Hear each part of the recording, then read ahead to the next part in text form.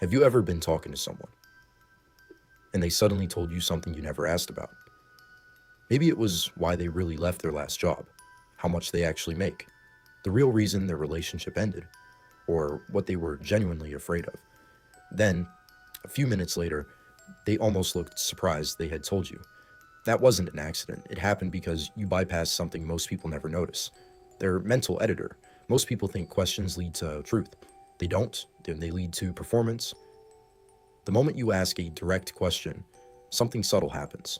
The other person's brain stops talking and starts editing. Why are they asking me that? How much should I tell them? What's the safest answer? The conversation quietly shifts from sharing to managing impressions. But there's another way. It's called elicitation. Not manipulation, not mind control, just creating conversations where people stop feeling interrogated and naturally volunteer information they weren't planning to share. Today, I'm going to show you 3 conversational shifts. The first uses our instinct to correct misunderstandings. The second quietly builds trust. But the third completely changes the way you read people. Let's start with the correction instinct. Human beings hate being misunderstood. Sometimes we hate being misunderstood more than we like keeping certain information private. Think about what happens when someone tells your story incorrectly, or remembers the wrong detail, or assumes something about your life that isn't true. Most people don't ignore it. They correct it immediately. That's one reason this idea has been studied in negotiation and intelligence gathering. Not because people are easy to manipulate, but because they naturally want reality to match what they know is true. Imagine you're trying to understand how someone's business is doing. Most people ask, so, how's business? The problem is, the question immediately tells them what information you're looking for. Now they're deciding which version of the truth they want to give you. Instead, make an observation. I've heard a lot of companies in your industry have been slowing down this year. If that doesn't match their reality, many people instinctively respond. Actually, we've been incredibly busy, or it's been slow for everyone else, but we've had our best quarter yet. Notice what happened. You didn't force an answer, you simply left room for a correction, and correction often reveals more than interrogation ever does. This isn't really about getting information, it's about reducing resistance. Questions make people feel evaluated, observations make people feel understood. That's a completely different psychological experience. The harder someone feels they're being analyzed, the more carefully they manage what they say. The less pressure they feel, the more naturally they explain themselves. And that's an important distinction. You're not trying to trap someone, you're trying to remove the feeling that they need to defend themselves. Because the best conversations don't happen when people feel questioned. They happen when people feel safe enough to clarify. And once you understand that, the next strategy becomes much more powerful. Conversations naturally seek balance when someone shares something genuine. Most people feel an unconscious pull to meet them there. Not because they have to, because that's how trust grows.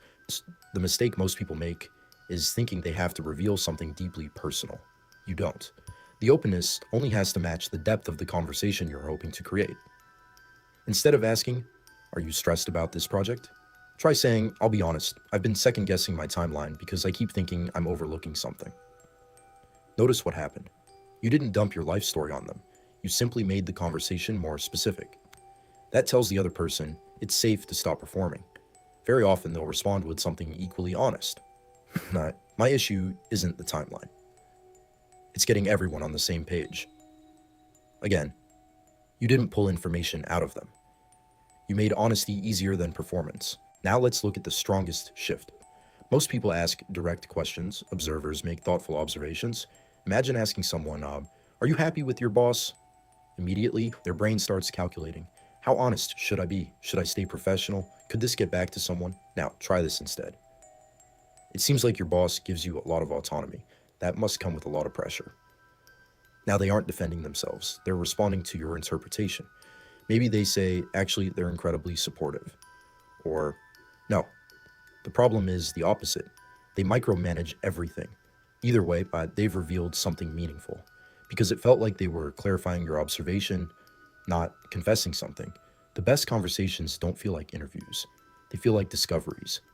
There's something deeper connecting all 3 of these ideas. They all reduce psychological friction. Questions often create pressure. Observations create space, and space changes everything. The quietest person in the room often knows the most, not because they have better questions, because they make people feel comfortable enough to keep talking.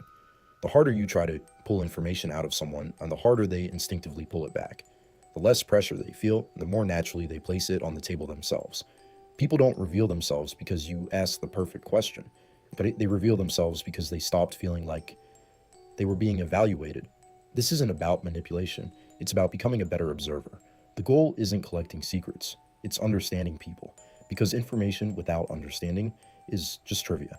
Real insight comes from understanding motives, what people choose to correct, what they volunteer, what they avoid, what they suddenly become passionate about explaining.